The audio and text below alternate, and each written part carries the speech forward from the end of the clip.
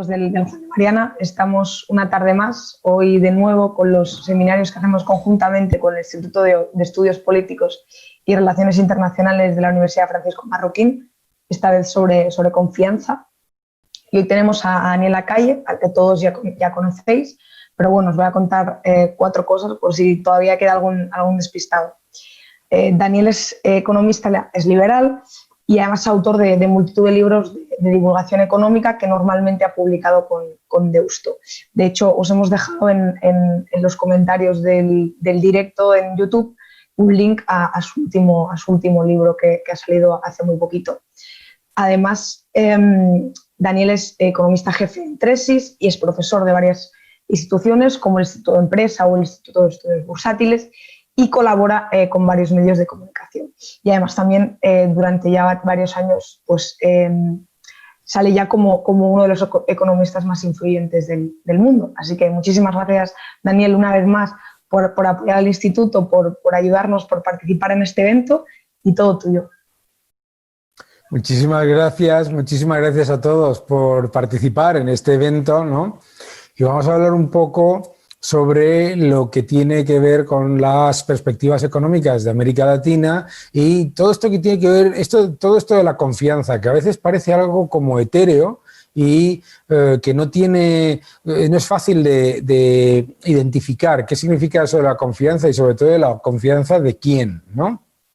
Veréis, cuando hablamos de confianza, cuando hablamos de seguridad jurídica, cuando hablamos de seguridad inversora, etcétera, estamos hablando prácticamente de lo mismo. Y no estamos hablando de complacer a los inversores británicos o norteamericanos o de entregarse a los deseos de unos cuantos señores en Wall Street, sino que lo que estamos hablando es fundamentalmente y empieza por los ahorradores y los inversores domésticos. Es curioso que, por ejemplo, cuando escuchamos hablar sobre la fuga de capitales en muchas economías de América Latina o sobre el riesgo país, etcétera, se tiende a hablar constantemente del miedo para la inversión extranjera, del miedo para la atracción de capital extranjero, etcétera, etcétera, etcétera. Y nos olvidamos que la inmensa mayoría de la inseguridad jurídica, donde empieza la salida de capitales, es por los propios ahorradores e inversores domésticos. Son los ahorradores y los inversores domésticos, son los asalariados de cada uno de los países en los que nosotros vivimos, los primeros que ante la falta de confianza, el mantenimiento del poder adquisitivo de la moneda por parte de las políticas del gobierno o del Banco Central, deciden utilizar rápidamente cualquier medio para dejar de tener o de atesorar moneda local y prefieren acumular dólares. Cualquier ciudadano argentino que nos esté escuchando ahora mismo entiende perfectamente de lo que estoy hablando. No es una cuestión de solamente la confianza para los inversores extranjeros, sino para los inversores domésticos. Cuando hablamos, por lo tanto, de confianza, hablamos de seguridad, hablamos de credibilidad y hablamos también de un cierto nivel de prolongación y de estabilidad en las medidas que se toman. Si hay algo que destruye la credibilidad, la confianza y la necesaria generación de perspectivas a largo plazo, es la aleatoriedad y los cambios constantes. No es una sorpresa que en muchas de las economías de América Latina nos encontremos ahora mismo con una situación que yo llamaría completamente distinta según cómo los gobiernos perciben la economía. Fijaos que estamos hablando ahora mismo de una crisis por el COVID-19, que es una crisis en muchos casos sanitaria y con aspectos muy globales. Le han ocurrido a muchísimos países. Y sin embargo, si atendemos a las expectativas de crecimiento y de recuperación de las economías de Latinoamérica, hay claramente 2 tipos de caída y 2 tipos de recuperación. Fijaos que economías que ya estaban en estancamiento, como es el caso de México en el año 2019, creció un 0%, a pesar de que sus principales socios comerciales crecían por encima del 2%. En el caso de Argentina, una economía que ya arrastraba una recesión por la acumulación de una política fiscal y monetaria completamente extractiva. El caso de Venezuela, que estaba en depresión e hiperinflación y va a continuar cayendo mucho más. Si vemos esas economías van a caer más en un periodo como el que estamos hablando y van a tardar más en recuperarse. Y van a tardar más en recuperarse porque en muchos casos a lo que nos estamos enfrentando es, aparte del virus del COVID-19, nos enfrentamos a otros dos virus, que es el socialismo y el del intervencionismo. La idea de que muchos de estos gobiernos iban a introducir todavía mayores rigideces, mayores controles y mayores niveles de destrucción de la confianza y generar crecimiento, solo se le puede ocurrir a un burócrata. No nos debería sorprender, por lo tanto, que cuando miramos a las expectativas para el año 2019, ya se vio que durante todo 2019 las revisiones a la baja de del crecimiento de los países, en donde desde la política gubernamental se introducía todavía mayor inseguridad jurídica, todavía mayor aleatoriedad y todavía mayor falta de estabilidad regulatoria, son además las economías que en el periodo de cierre y confinamiento han llevado a cabo el confinamiento más agresivo y además el menos coordinado con las empresas. No es extraño que gobiernos estaban ignorando a las empresas, ignorando a los requerimientos de los inversores y de los ahorradores en periodo de crecimiento, hayan ignorado absolutamente a las empresas y los riesgos que se generaban para la economía en el periodo de una crisis sanitaria. Se nos habla constantemente de la disyuntiva entre sanidad y economía. Lo habréis escuchado muchos de los que estáis ahora viéndonos, idea de que hay que elegir entre vidas o economía.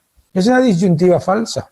Es una disyuntiva completamente falsa, como nos demuestran los países líderes en gestión de la pandemia, que además, qué casualidad, han sido también países que son líderes en libertad económica: Corea del Sur, Singapur, Austria, Suiza, Irlanda, Luxemburgo, etcétera, etcétera, etcétera. Y países en América Latina que, con los mismos retos, las mismas dificultades y los mismos problemas que otros, se van a encontrar con caídas del crecimiento que son muy inferiores a la media de la región, muy inferiores a la media de la eurozona y de la OCDE, y además muy inferiores a la de países limítrofes.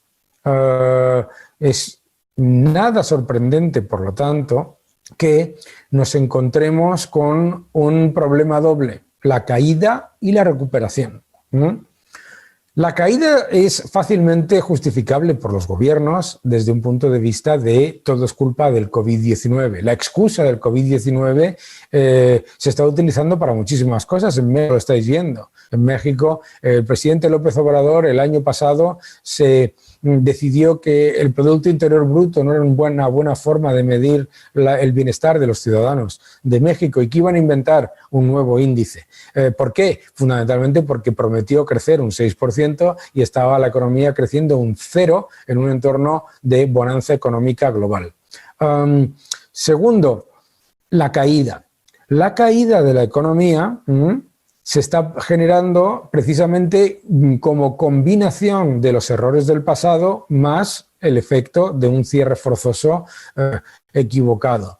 Es sorprendente escuchar, por ejemplo, al presidente López Obrador contarnos que los economistas se equivocaron con el crecimiento, en la caída del crecimiento en el primer trimestre de 2020, cuando la razón fundamental porque la economía cae un poco menos es por el desplome absoluto de las importaciones y por el desplome de lo que es la actividad. Claro, si importas mucho menos es positivo, entre comillas, para el Producto Interior Bruto.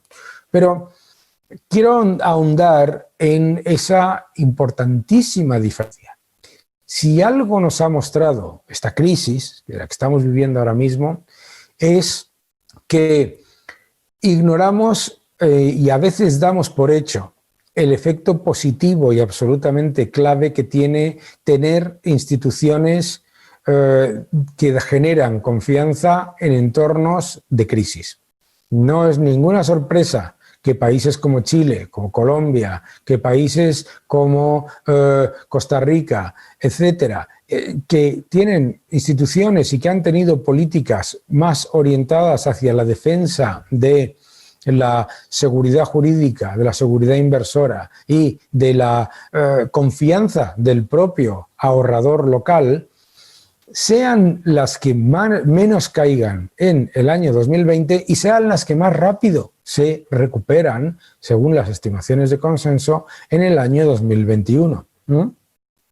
Esto de la seguridad jurídica, ¿qué significa? Porque mucha gente nos comenta, bueno, hay países que tienen una altísima inseguridad jurídica y, sin embargo, tienen fuertes inversiones extranjeras. Mucho cuidado.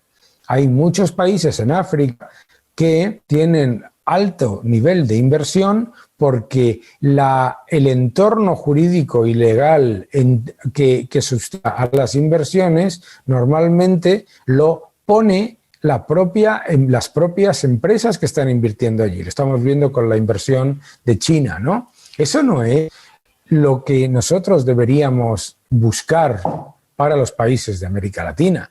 No deberíamos buscar un entorno en el que la aleatoriedad política se sustituye por aleatoriedad del capital inversor extranjero, sobre todo si viene de una economía planificada como es la China, ¿no? Pero sin criticar a la economía china, lo que queremos y lo que nos genera un entorno estable y un entorno de confianza a medio y largo plazo son las instituciones independientes. Son instituciones independientes que tienen un sustento en la sociedad civil y que garantizan que la actividad económica del ciudadano local, del ahorrador local y del ahorrador y del inversor extranjero se van a llevar a cabo en un entorno en el que la decisión política no va a ser la interferencia. Eso no significa que no haya regulación. La regulación es una cosa y el intervencionismo es otra cosa. Regulación son las normas y los niveles de marco de seguridad que nos permite a todos tener las mismas reglas y facilitar la actividad económica. Intervencionismo es otra cosa. Intervencionismo es cuando el gobierno decide cambiar aleatoriamente leyes, regulaciones, distintos factores impositivos y judiciales que hacen muy difícil la inversión. No es ninguna sorpresa, por lo tanto, que cuando se tienen instituciones que se perciben como poco independientes, un banco central que sirve exclusivamente a los intereses del gobierno local, un poder judicial cuestionado o unas instituciones legales y regulatorias que están también demasiado o están completamente ligadas al poder político, eso que genera, normalmente lo que genera primero es que la mayoría de la inversión, la formación bruta de capital que llega a los países, o sea a muy corto plazo o sea en activos muy líquidos. Es decir, se evita a toda costa la inversión a largo plazo en activos cautivos y en inversión en la economía real. Es normal, ¿no? Si un inversor local e internacional. Y recordemos, esto es muy importante que lo recordéis, los inversores internacionales raramente participan en la actividad económica de un país si no van con un socio local. La idea de la inversión extranjera muchas veces se olvida la importancia del socio local a la hora de instrumentalizar y de poner en marcha esas inversiones. ¿Qué es lo que ocurre? Lo que ocurre es que si el inversor percibe que el gobierno, desde la intervención política y desde la intromisión política en las decisiones, en la regulación, en la legislación, en la actividad, en la actividad impositiva, lo que está haciendo es constantemente expropiar de manera injusta los frutos de la inversión, no inviertes a largo plazo. No es ninguna casualidad que en un país como Argentina, un país rico, con fuerte capital humano, con un impresionante nivel de talento, por tanto inversor como emprendedor, la inmensa mayoría de la inversión sea a cortísimo plazo y en activos muy líquidos. ¿Por qué? Porque el inversor percibe que invertir a largo plazo va a ser confiscado vía monetaria con la destrucción del poder adquisitivo de la moneda, vía fiscal con una fiscalidad extractiva y confiscatoria, y con aleatoriedad jurídica. La posibilidad constante de cambios y decisiones, de nacionalizaciones espurias o de expropiaciones de activos por decisión política injustificada.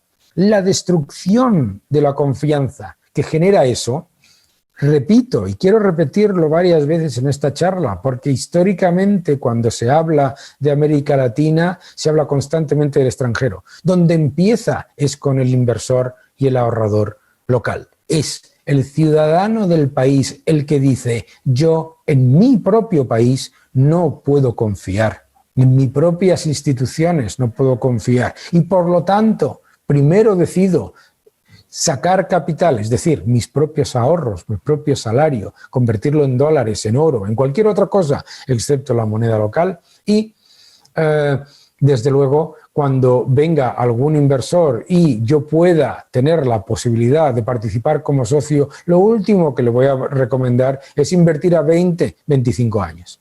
Y esa es la gran pérdida de confianza que no podemos permitirnos. La confianza en un país, la seguridad jurídica, se construye poco a poco y durante décadas. Lleva muchísimo tiempo generar un entorno en el que haya una convicción generalizada por parte de los inversores de todo el mundo y los locales de que el país en el que se está invirtiendo tiene las instituciones y el marco jurídico inversor que da la suficiente seguridad para considerarlo un país en donde poder invertir.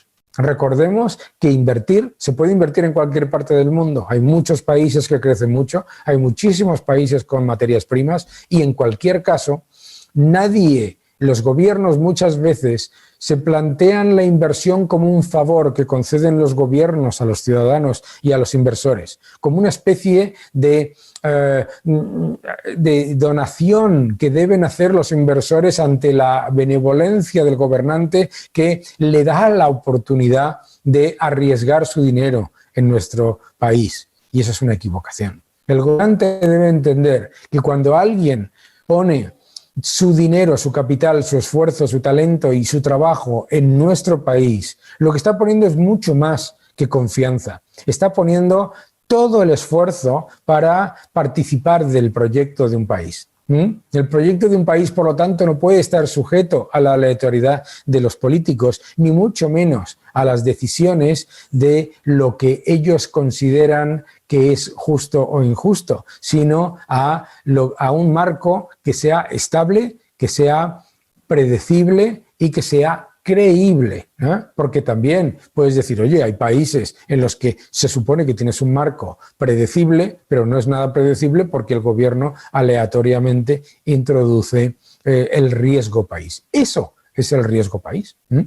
No es que los inversores tengan una visión de especulación. Bastante riesgo se toma a la hora de invertir como para, además, añadirle el riesgo político. Entonces, es muy importante en países como son los de América Latina, que tienen el enorme potencial que tienen, capital humano, acceso a materias primas, acceso a una demografía que es magnífica en cuanto a crecimiento, muy alto potencial, que los gobiernos no se planteen la actividad de gobierno como una actividad de señor feudal, que prefiere quedarse como el rey de las cenizas quemando el bosque antes que permitir que el bosque tenga muchos propietarios, ¿no? La importancia de la propiedad privada es clave. En cuanto se pone en riesgo la propiedad privada, no es solamente un impacto sobre aquellos a los que se les ha cercenado su derecho a su propia propiedad y a los que se les ha quitado sus activos, sino a todo el resto de sectores. No os tengo que explicar el efecto devastador que ha supuesto para Venezuela el añadir a la expropiación vía destrucción del poder adquisitivo de la moneda, vía masiva impresión de dinero, la expropiación vía política de negocios de empresarios que estaban haciendo todo lo posible por sobrevivir. Se ha convertido en una destrucción de la economía absoluta. Por un lado, hiperinflación, y por el otro lado, no solamente falta de confianza en aquellos sectores que han sido expropiados, sino en los sectores, en cualquier otro sector. Es decir, lo que estás generando es que el coste de capital a la hora de invertir se multiplique. Es verdad que muchos gobiernos piensan que siempre van a tener a su alrededor un empresariado dócil y un empresariado cercano que va a aceptar esa aleatoriedad a cambio de algún tipo de favor a corto plazo. Y es verdad que existe, pero la inmensa mayoría de esos gobiernos lo que se encuentran después es que primero ese empresariado tampoco invierte a largo plazo y segundo, el efecto sobre todo el resto de la sociedad es muchísimo mayor. Es imposible tener a tu alrededor como gobierno a un empresariado dócil y que acepte la destrucción jurídica e inversora de los retornos de una inversión y que eso compense a todo el resto del capital humano, intelectual e inversor que tenemos a nuestra disposición. Tenemos que ver la inversión como nosotros lo que damos cuando ponemos encima de la mesa nuestro país. Estamos diciendo mucho más que sus riquezas naturales, mucho más que su capital humano. Estamos hablando de un país como de un sitio en donde personas e inversores que tienen toda una paleta de posibilidades de inversión en todo el mundo, con muchísimas diferentes rentabilidades y riesgos añadidos, decirles, oiga, usted va a invertir aquí, y usted va a invertir aquí y le va a ir bien. Y gracias a que a usted le va a ir bien, nos va a ir bien a todos. Eso supone mayor empleo, mayor crecimiento y además que se mueva la imagen del país como un sitio donde el que invierte no solamente genera un beneficio, sino que además tiene opciones adicionales de seguir creciendo en ese país, que es lo que quiere al final un inversor. Por lo tanto, cuando hablamos de confianza en América Latina, muchas veces queremos empezar, digamos, por cosas muy grandes y muy políticas y muy de decisiones legales. La primera es la confianza de los ciudadanos del país. La primera es la confianza de los ciudadanos del país, la confianza de los ciudadanos del país en el poder adquisitivo de la moneda. Si el gobierno utiliza el Banco Central para destruir el poder adquisitivo de la moneda, serán los propios ciudadanos los que destruirán la confianza en el país, porque es a ellos a los que les han engañado. Serán los propios ciudadanos los que, como pasó en Ecuador, digan: yo no quiero volver a saber nada de la moneda del país cuando cada vez que gano un salario me lo roban vía política monetaria, que es lo que también ocurre en Argentina, que es lo que ocurre en Venezuela, que es lo que ocurre en tantos otros países. La política monetaria, por lo tanto, es un factor clave para mantener la confianza del ahorrador doméstico y del ahorrador y del inversor internacional. La política fiscal es importante, pero no es suficiente. Tú puedes tener impuestos relativamente bajos, pero si tienes una aleatoriedad jurídica que puede llevar a que el gobierno confisque la riqueza y los activos de los empresarios y de las empresas en cualquier momento, la fiscalidad te da exactamente igual. Se trata de una cuestión de analizar el valor presente neto. Si tú pones toda una cantidad de capital en riesgo de tu talento, de tu inversión, de tu capacidad, y en ese sitio te dicen: no, le vamos a cobrar muy pocos impuestos, pero lo mismo, dentro de 2 años le quitamos la empresa. Y dices: hombre, pues no, me da exactamente igual. ¿Entendéis? No solamente es una cuestión de impuestos, es una cuestión de seguridad jurídica y de predictibilidad del entorno legal y del entorno inversor. Latinoamérica se ha polarizado de una manera muy agresiva. Por un lado, nos encontramos con las recetas mágicas que ha venido vendiendo el mal llamado socialismo del siglo XXI. El socialismo del siglo XXI, que es tan devastador como el del siglo XX, no hay ninguna diferencia. Y que además siempre acude al enemigo exterior para culparle de los errores cometidos por los gobiernos, la destrucción de la confianza de los ciudadanos en la moneda local, la destrucción de la confianza de los ciudadanos en la inversión local vía la expropiación y la aleatoriedad jurídica, la destrucción completa de lo que es el tejido de cooperación que se genera entre los contribuyentes, los consumidores, las empresas, las grandes empresas y las pequeñas, los suministradores y los proveedores. La destrucción de la confianza no solamente afecta además a qué es lo que se invierte en el país, sino cómo se exporta.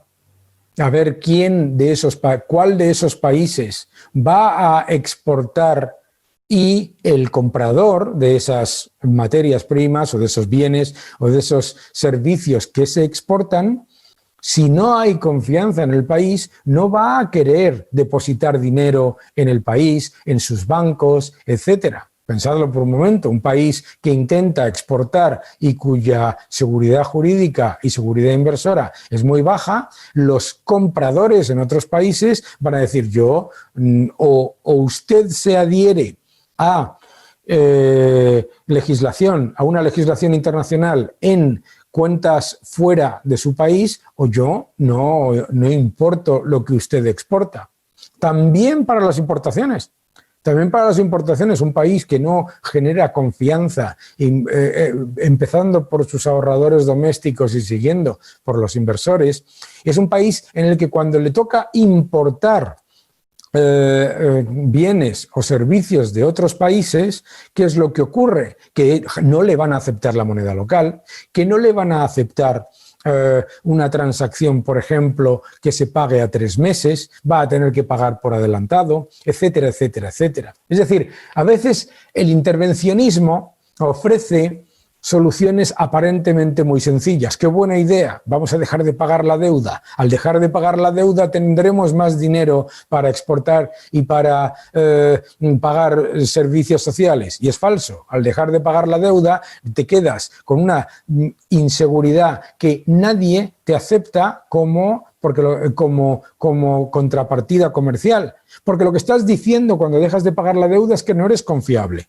Es que no eres confiable como país. Además, lo peor que puedes hacerle a un país como gobierno es hacer impago de la deuda soberana, que se supone que es el activo de menor riesgo de tu país. Si el activo de menor riesgo de tu país, el gobierno decide convertirlo en un activo de altísimo riesgo, imagínate la percepción por parte del mundo y de los inversores y ahorradores domésticos e internacionales de las empresas privadas, de los ciudadanos, a la hora de pedir un crédito, ¿no?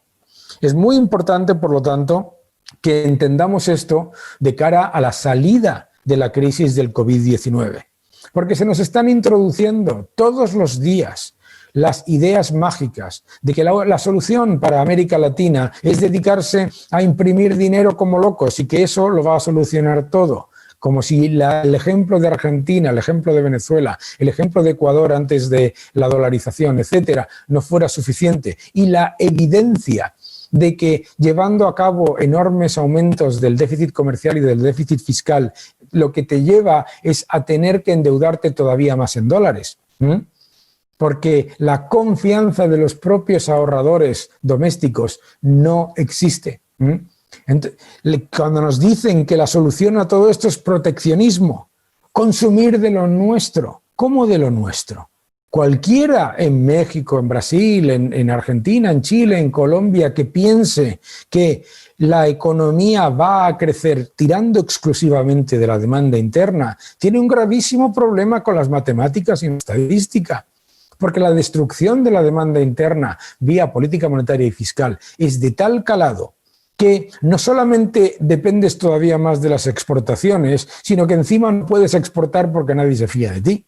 Por lo tanto, los cantos de sirena que están apareciendo constantemente ante esta crisis deberían ser negados primero por inmorales, por la destrucción de la confianza y de la seguridad y de la solidez de las instituciones. Segundo, porque son devastadores precisamente para los que fingen proteger.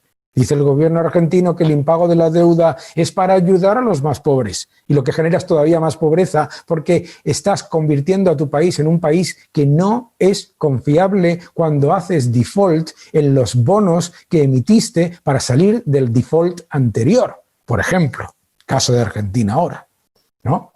Es tan importante esa conexión entre ahorradores domésticos, salarios domésticos, confianza doméstica y confianza exterior. No existe la confianza exterior sin la confianza interior. Y no existe, sobre todo, inversión extranjera si los ciudadanos y ahorradores del país no confían en su propio país. Entendedlo. Cualquier empresa extranjera que decide invertir en Ecuador, en Bolivia, en Costa Rica, etcétera, cualquier país, cuando va a pensar en invertir en ese país, ¿cómo se informa sobre las oportunidades del país? Con ciudadanos de su propio país. Si esos ciudadanos son los primeros que no aceptan el riesgo de su moneda, el riesgo de su país y que conocen la corrupción o la aleatoriedad, jurídica, serán los primeros, van a ser los primeros que no quieran participar de esos proyectos. Por lo tanto, tenemos que luchar y tenemos que luchar mucho en esta crisis. Tenemos que luchar mucho contra las ideas mágicas que están intentando vendernos con el buenismo de que la solución a todo en esta crisis es introducir las medidas más y las políticas más represoras y antisociales de la historia, que son las defendidas por el socialismo. La idea de que están preocupados por los pobres es tan inmoral cuando no hacen nada más que crear millones de pobres que debería ser rechazada directamente, no por el mal resultado, que también, sino por la inmoralidad de la premisa. La inmoralidad de la premisa que significa que un político cree que va a reducir la pobreza haciendo pobres a los que confían en su país. Eso es absoluta y totalmente inmoral. Y por eso, en todo este proceso que estamos viviendo, todos nosotros los que estamos hablando en esta charla, y ahora pasamos a preguntas y comentarios, tenemos que empezar por la inviabilidad moral de estas medidas, no por la inviabilidad económica. Eso al totalitario le da igual, porque el totalitario no busca el progreso, busca el control, busca ser el rey de las cenizas, aunque queme el bosque. Por eso es muy importante que en el debate de las ideas hablemos de la inmoralidad de esas ideas, no solamente del mal resultado. Decía hace poco en una tensión, una influencer liberal le hablaba sobre los desastres del socialismo y le decía el entrevistador, pero bueno, usted está criticando al socialismo por los resultados o por las intenciones. No, por las dos cosas. Las intenciones son inmorales y perversas y los resultados son atroces y devastadores y sobre todo para los que fingen proteger. Muchísimas gracias a todos por escucharme y ahora me encantará responder a vuestras preguntas, a vuestros comentarios y a vuestras dudas, claro. Muchísimas gracias, Daniel. Como bien dices, tenemos varias preguntas, así que vamos a empezar. Una de las primeras es sobre qué ha hecho mal América Latina, que parece estancarse frente a aciertos de las últimas décadas en Asia y algunos países de África.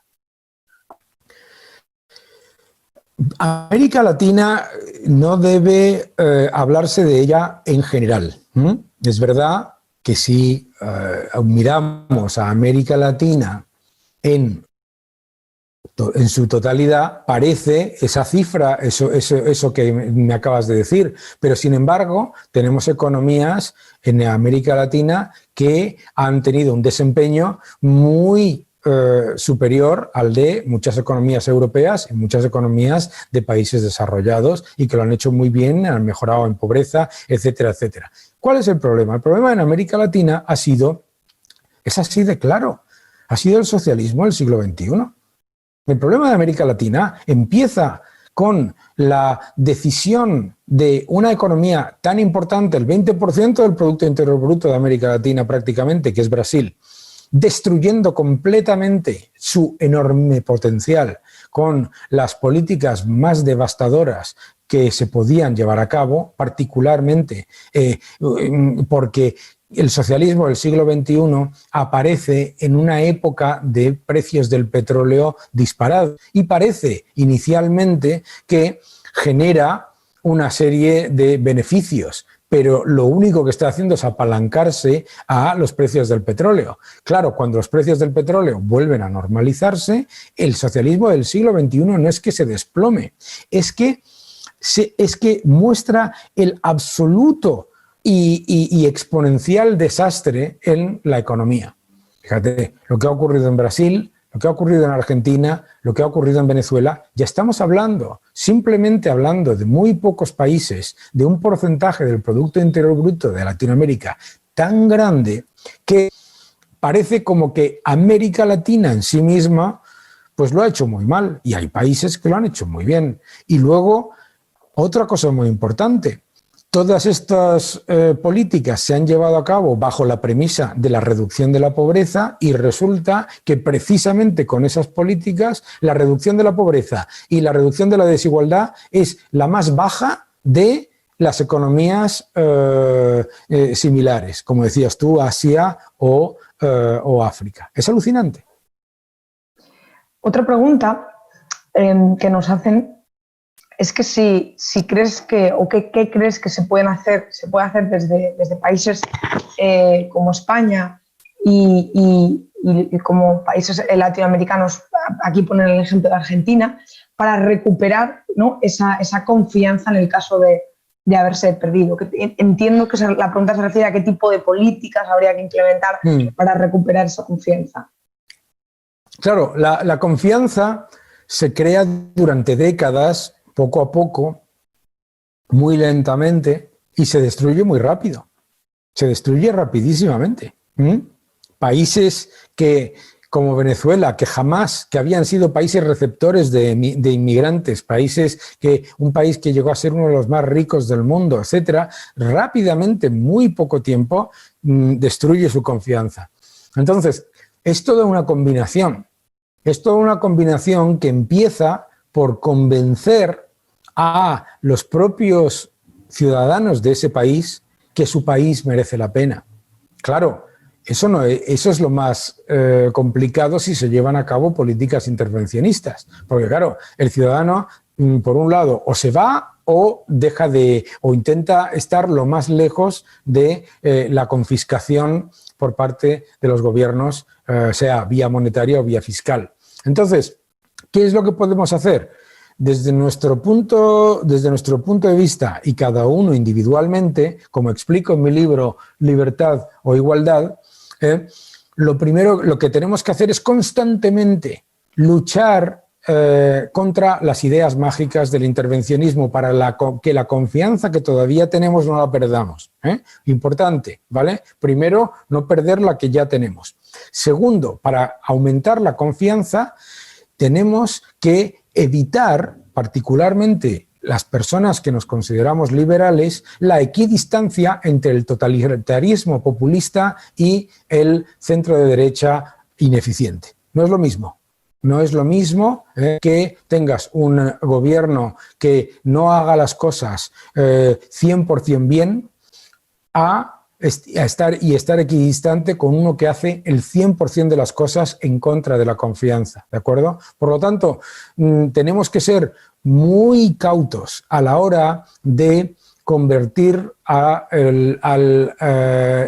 populismo intervencionista en una alternativa viable simplemente vía criticar constantemente lo que va mal, sin reconocer lo que va bien. Entonces, yo creo que es muy importante luchar desde la batalla de las ideas contra el totalitarismo, que está en ciernes en todos los países, no solamente de Latinoamérica, sino en España, pero además fortalecer lo que hemos conseguido todos durante muchas décadas, reconociendo lo positivo y a partir de ahí mejorar, ¿no? No podemos entrar en esa equidistancia que, por ejemplo, hemos visto en algunos casos en el debate entre gobiernos de socialdemócratas o conservadores que no lo hacen todo lo bien que deberían y totalitarios intervencionistas comunistas y marxistas que lo que quieren es devastar la economía. No, esa línea no tiene un medio equidistante. Tiene que estar completamente a 180 grados de los últimos. Perfecto, perdón que estaba muteada. Otra pregunta es si crees que Brasil genera la confianza suficiente, entiendo ya ahora hablando incluso con la crisis del coronavirus presente, genera la suficientemente confianza para atraer inversión. A ver, Brasil es un país que es una eterna promesa. Es un país con una demografía maravillosa, con un potencial espectacular y que tiene algo que yo creo que es importante reconocer, que tiene un mercado de capitales local razonablemente desarrollado. Todo eso son factores importantes. Y un empresariado innovador, emprendedor, muy orientado a crear riqueza en el país, etcétera. Pero claro, también te encuentras la idea constante de que va a aparecer un gobierno y que lo va a cambiar todo. Y eso de que lo va a cambiar todo uno y 4 años después otro, y a la vez tengas una política monetaria y una política fiscal que siguen orientando la economía a tener doble déficit comercial y déficit fiscal en un entorno como ese, pues obviamente reduce el potencial de inversión en el país. ¿Por qué? Porque cualquiera que invierta con todas las cosas positivas que tiene Brasil también percibe claramente que a la mínima el real se va a desplomar. Entonces, es muy importante que el gobierno recupere una política monetaria sostenible y poco agresiva y además una política fiscal menos mal llamada expansiva, porque en Brasil política monetaria expansiva es muy como en España, ¿no? Gastar y gastar a ver qué va a pasar, ¿no? Que no os tengo que contar a ninguno de vosotros que todos los errores en enormes inversiones en infraestructuras innecesarias que hicimos en España se habían hecho previamente en Brasil con el objetivo de aumentar la demanda interna, ¿no? Creación de puertos que no eran necesarios, refinerías que no eran necesarias, etcétera, etcétera. Por lo tanto, puede, claro que sí. ¿Tiene que hacer cambios importantes? Muy importantes, muy importantes. Y no solamente es una cuestión de un gobierno de un color o de otro, sino de una actitud en general hacia las instituciones. Sigo con las preguntas sobre países, porque, bueno, como sabes, nos siguen personas de muchos países de América Latina, ¿no? Y al final, pues todo el mundo pregunta por su país, ¿no? Para escuchar una valoración. Entonces, si te parece, voy a juntar las dos preguntas que quedan sobre otros países. Nos preguntaban precisamente que cómo ves el panorama en Colombia en los próximos años y por otro lado, que no es exactamente la misma pregunta, ¿cómo crees que se explica la desigualdad en Chile? Y entiendo un poco que todo lo que ha sucedido, ¿no? Con el tema de las protestas y demás. A ver, voy a empezar por Colombia. Colombia es un país que va a tener la enorme suerte en el año 2020 de ser uno de los que menos caiga, no ya de Latinoamérica, sino va a caer mucho menos que muchos países de la eurozona. Y eso es importante, pero es mucho más importante que piense en la recuperación. En Colombia hay un potencial espectacular y yo creo que el gobierno es muy consciente de la importancia de las instituciones y de la importancia de tener una política monetaria estable y la importancia de estar constantemente dando confianza al inversor local, porque eso es lo que genera inversión extranjera también, confianza fuera. Y yo creo que eso no se debe perder.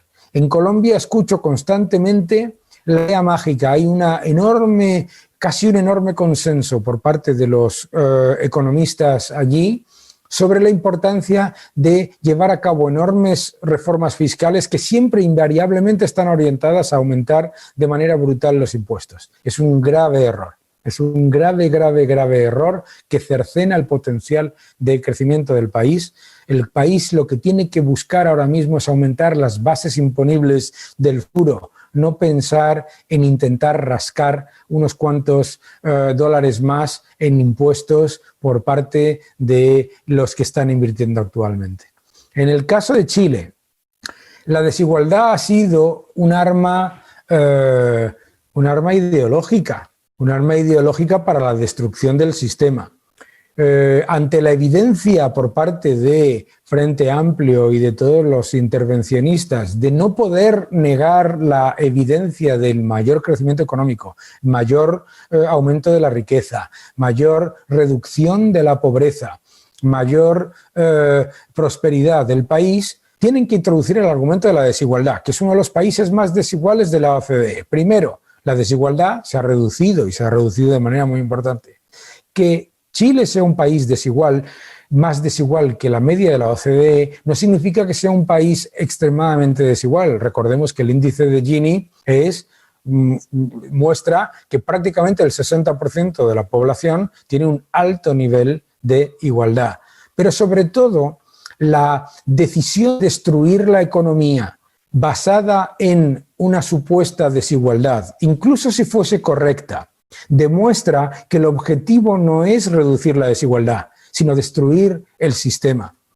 Porque si tu objetivo fuera reducir la desigualdad, se buscaría métodos y políticas para, colaborando con el sector privado y con el sector público, ir mejorando en transferencias, en la forma en la que la sociedad civil se beneficia del crecimiento económico, etcétera, etcétera. Lo que no haces, si te preocupa la desigualdad, es destruir el comercio de los pequeños comerciantes, es destruir iglesias, es destruir y quemar edificios públicos. Esas personas no están buscando reducir la desigualdad. ¿Cómo vas a reducir la desigualdad?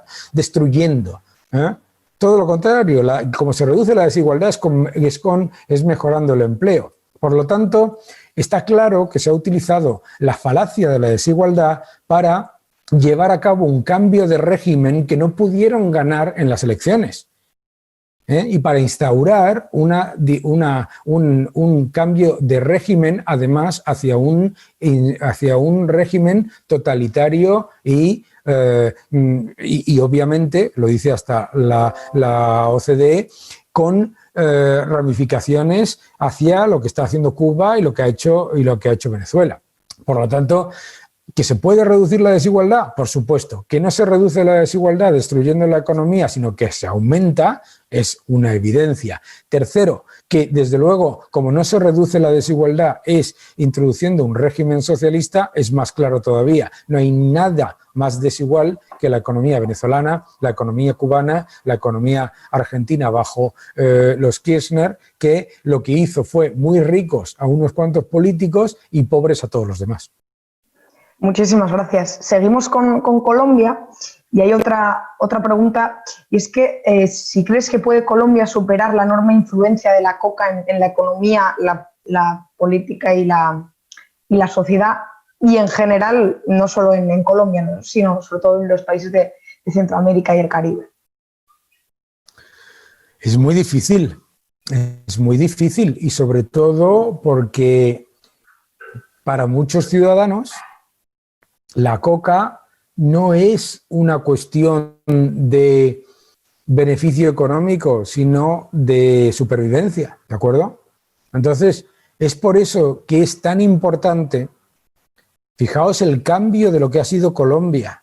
Mis primeros viajes a Colombia en mi carrera profesional fueron en la época brutal que había atentados constantes, que había una guerra entre narcotraficantes, guerrillas, gobierno, etcétera. Bueno, que íbamos con más guardaespaldas que un cantante de rock, ¿no? Lo que ha cambiado y lo que ha mejorado. O sea, lo primero que tenemos que saber de Colombia es dónde está hoy con respecto a dónde estaba. Y eso es muy importante, porque para no caer en el pesimismo de pensar que todo sigue igual. Falso, falso. Cualquiera que vaya del extranjero, como yo voy 2 o 3 veces al año a Colombia, sabe que eso no es así. Segundo, lo que está ocurriendo en México, lo que está ocurriendo en Colombia y lo que está ocurriendo en Venezuela y todos estos países, es la manera en la que se acaba con ello, es precisamente con mayor libertad económica para que los que ahora mismo se ven abocados a tener que participar de la economía sumergida y del narcotráfico tengan otras opciones, ¿no? Fíjate el éxito que supuso el tema del café, el tema del caucho, el tema de el aumento espectacular de la inversión en tecnología y en servicios financieros en Colombia. Yo creo que esa es parte de la forma de ir erradicando esa lacra que es el narcotráfico, claro. Hay otra pregunta sobre Brasil, si la he entendido bien, y dice, Brasil le apostó al agro, desarrollando el cerrado desde los años 50, y llevando su capital, Brasilia, allá. Hoy es monstruo agroexportador, y esa visión no la han comprometido nunca. No sé no entendí muy bien la pregunta, pero imagino que es, ¿cómo ves tú, ¿no?, el papel precisamente de Brasil en cuanto a eso? Es que no tengo ni idea de... Sí, yo creo que lo que está diciendo es que Brasil apostó por el sector agropecuario y todo lo que tiene que ver con la agricultura como una manera de reducir la pobreza en un país tan grande como es, ¿vale? Y también tomó la decisión de llevarse la capital a otra parte con el objeto de fortalecer la movilidad en el país. Hombre, yo no estaría seguro, si es lo que dice la persona que ha hecho la pregunta, de que esto haya sido un éxito. Yo creo que estas políticas que venían muy dictadas por una enorme cantidad de subvenciones, y desde luego creo que es una evidencia que el cambio de la capital pues fue una decisión plumbea y política y sin ningún tipo de impacto realmente serio. Pero sí es verdad que ha habido partes positivas en la apuesta por el sector agro, ¿no? Que es la parte exportadora. Pero fíjate qué curioso.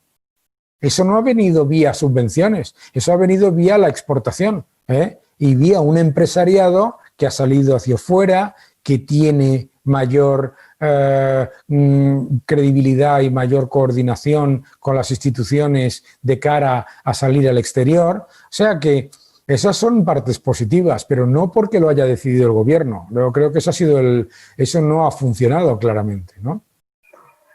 Otra sobre Brasil, muy cortita, es cómo valoras el rol, entiendo, de Guedes, ¿no? Del Chicago Boy brasileño. El nuevo. El rol de Guedes, el Chicago Boy brasileño.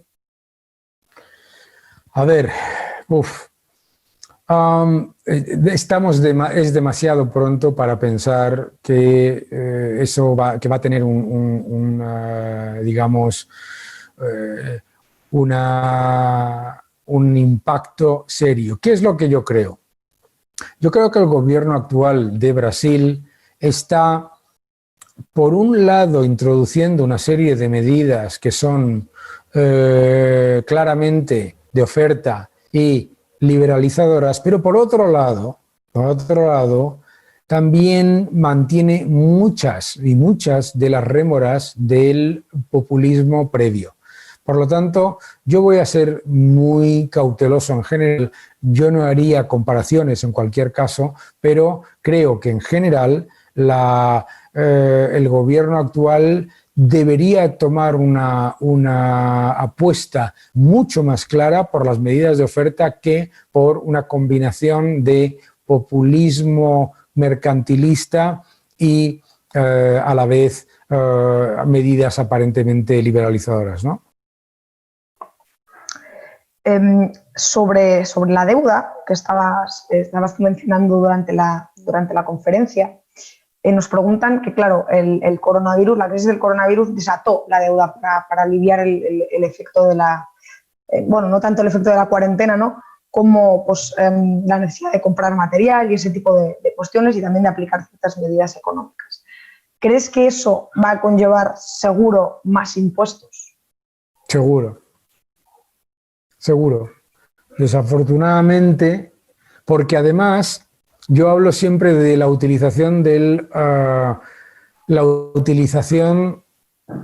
de este tipo de eventualidades para avanzar en medidas que lo que hacen es aumentar los impuestos, ¿no? Fíjate, el aumento de la deuda no viene fundamentalmente por el coronavirus, esto es falso. El aumento de la deuda viene por el cierre forzoso de la economía, el desplome de las importaciones y el desplome de las exportaciones mucho mayor al de las importaciones. Por lo tanto, y claro, si tú cierras la economía, adiós ingresos fiscales, adiós exportaciones y claro, se dispara el endeudamiento. Pero me temo que a la salida pues introducirán subidas de impuestos que no funcionarán. Porque lo que tienen que hacer las economías de América Latina, y lo están demostrando ahora, es abrir la economía sin olvidar gestionar la crisis sanitaria. Si es que tenemos el ejemplo en Asia de países que gastan mucho menos en sanidad que la media de la OCDE, que per cápita, mucho menos gasto público, y lo han hecho mucho mejor porque tenían mejores protocolos. Esto no es una cuestión de gastar, es una cuestión de gestionar. Perfecto. Ahora ya hay preguntas un poco más enfocadas a España. Una de ellas es ¿por qué crees que países como España y también América Latina cae siempre en la trampa socialista? Y ligada a esa pregunta, también nos preguntan si crees que España, digamos, está siguiendo los pasos o el camino que han seguido otros países de América Latina, como Argentina o Venezuela. Hombre, yo siempre digo que en España tenemos dos bendiciones. unas instituciones muy independientes, la judicatura, las fuerzas y cuerpos de seguridad son absolutamente independientes y incluso los reguladores, aunque se les critique mucho, y estar en la Unión Europea. Esas dos cosas nos evita algo que yo siempre le digo. Yo siempre me acuerdo que cuando tengo conversaciones con medios de comunicación en Argentina y con economistas, buenos amigos, Javier Milei, José Luis Espert, Adrián Rabier, siempre les digo, siempre dicen, es que nosotros estamos mucho peor. Le digo, hombre, ustedes están mucho peor, pero no vayan ustedes a dudar que si España tuviese política monetaria, ahora mismo estábamos haciendo las mismas locuras que hace el Banco Central de Argentina, ¿no? Entonces, tenemos la suerte de estar en la Unión Europea y tenemos la suerte de tener unas instituciones independientes todavía, ¿no? Eso es lo que tenemos que preservar para evitar caer en esos errores. Y eso es lo que tiene que hacer Argentina para evitar caer en esos errores. Yo creo que estos economistas que todos conocéis lo dicen constantemente, ¿no? O sea, ¿cuál es el problema de Argentina? El problema de Argentina es el Banco Central y el problema de Argentina es la utilización constante del gobierno de una política fiscal y monetaria extractiva para absolutamente absorber toda la riqueza que entra en el país y más, ¿no? Por lo tanto, eso es como se evita es que no tengan la capacidad de hacerlo, como ocurre en España, ¿de acuerdo? ¿Cuál era la otra pregunta? No, la otra pregunta era ¿por qué crees que se acaban comprando este tipo de ideas?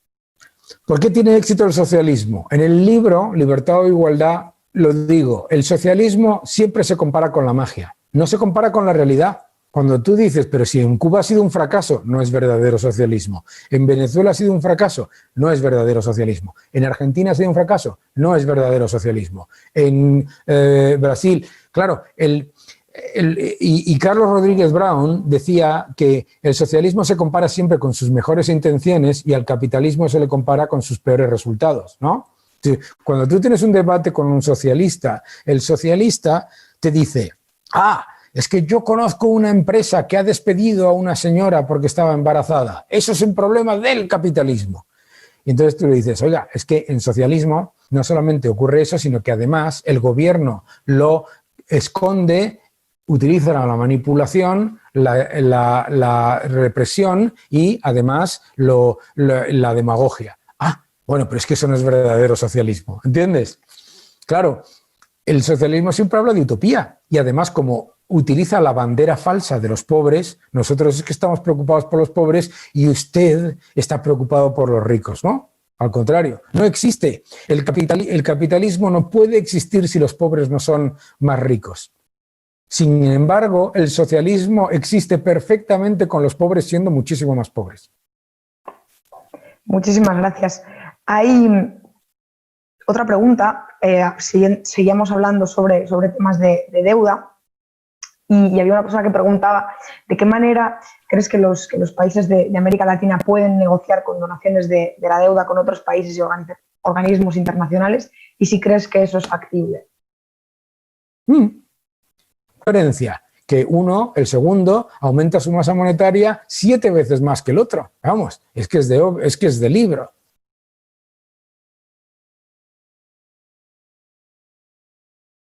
Tienes que quitarte el mute. Sí, es que al hacerlo manualmente me lío. Hay una pregunta sobre Europa, aunque no estemos exactamente hablando de Europa, pero creo que es interesante. Y es que llevamos mucho tiempo con tipos de interés muy bajos. ¿Cuándo crees que sería un buen momento para volverlos a subir? Y si con la coyuntura en la que nos encontramos ahora mismo, subirán algún día.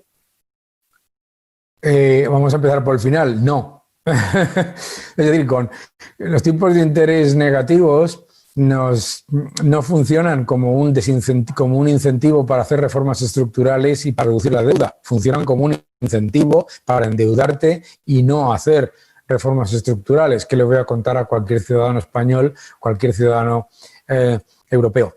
Pero claro, lo que tenemos que empezar a tener un debate serio es sobre por qué se tienen que poner tipos de interés desde el poder del Banco Central, ¿vale? ¿Por qué tiene que imponer los tipos de interés? No tiene ningún sentido, ¿no? Piensa el argumento keynesiano. El argumento keynesiano dice que el Banco Central baja los tipos de interés porque lo demanda el mercado. Si lo demanda el mercado, ¿por qué no dejas que los tipos de interés floten libremente? Porque si lo demanda el mercado, bajarían por sí mismos, ¿verdad? Porque es falso, ¿no? Entonces, es la política monetaria en sí misma la que tenemos que criticar. En mi libro La Gran Trampa lo explico. Digo, no entremos en cuándo tienen que subir los tipos de interés y cuándo tienen que bajar. Cuando tú estás entrando en ese debate, ya estás comprando el argumento de que tiene que haber un comité de personas que deciden cuándo y por qué hay que bajar los tipos de interés. No, tenemos que defender urgentemente el movimiento libre de los tipos de interés. ¿Por qué? Porque eso es lo que beneficiaría más a los ciudadanos de menor poder adquisitivo y los ahorradores. Primero, vamos a ver, probablemente los tipos de interés no subirían muchísimo. Mira qué bien. Eso es importante saberlo. Segundo, los tipos de interés reflejarían la realidad del riesgo de un país. ¿Quién de vosotros se cree que España, que no tiene dinero para pagar los ERTES, se pueda financiar a tipos negativos y que una hipoteca en España cueste un 1,5% máximo a 40 años? No tiene ningún sentido, ¿verdad? Bien, pues eso en sí mismo es el riesgo de una enorme burbuja y debemos saber que las burbujas, cuando pinchan, hacen mucho daño. Aprovechando eso que mencionabas, voy a hacerte la última pregunta, que está muy relacionada, y es ¿qué opinas de los bancos centrales, ¿no? De cuál debe ser su rol y cuál no debe ser su rol, si es que estás a favor de su existencia. Hombre, los bancos centrales en sí mismos tienen un papel que es el de proveedor de liquidez y el de, digamos, facilitador de que la liquidez se mueva en el sistema financiero cuando hay cuellos de botella o falta de confianza o nivel de riesgo. En sí mismo, a mí no me gusta, o sea, yo puedo entrar en el debate ideológico de si los bancos centrales deberían existir y por qué no puede existir una banca libre. Existía una banca libre y existía unos bancos centrales completamente independientes y funcionaron muy bien, ¿no? Pero yo creo que es muy importante que bancos centrales que van a seguir existiendo, por lo menos no se pongan como objetivo cosas que no tienen nada que ver con la política monetaria. Es decir, que no se introduzcan como entes de dirigismo político, ¿vale? Es muy peligroso cuando escucho a la presidenta del Banco Central Europeo decir que los gobiernos tienen que hacer X, ¿no? Su objetivo no es ese. Su objetivo es que en el mercado interbancario y que en el mercado de crédito no haya disrupciones de liquidez. Su objetivo no es decirle a la gente en qué y cómo gastar, ni mucho menos, como dijo, que nos tenemos que olvidar de tener ahorros si lo que queremos tener es empleo. La ideologización de los bancos centrales es extremadamente peligrosa. Bueno, pues muchísimas gracias, Daniel. Ya no hay más preguntas. Yo creo que has tocado todos los temas que se podían tocar y nuevamente gracias por participar. Yo emplazo a todos los que nos están viendo a que se animen a asistir también a la charla que tenemos este sábado con Olaf, que es profesor también en la Universidad Francisco Marroquín. Qué bueno, no os la perdáis. Muchas gracias a todos. Seguid defendiendo la libertad y ya sabéis, si os interesa más detalles, mi libro Libertad o Igualdad está disponible en Kindle en todas las librerías y cualquier cosa, pues me podéis seguir en las redes sociales, mi canal de YouTube o mi página web y seguiremos hablando de todo esto. Muchas gracias a todos. Hasta luego.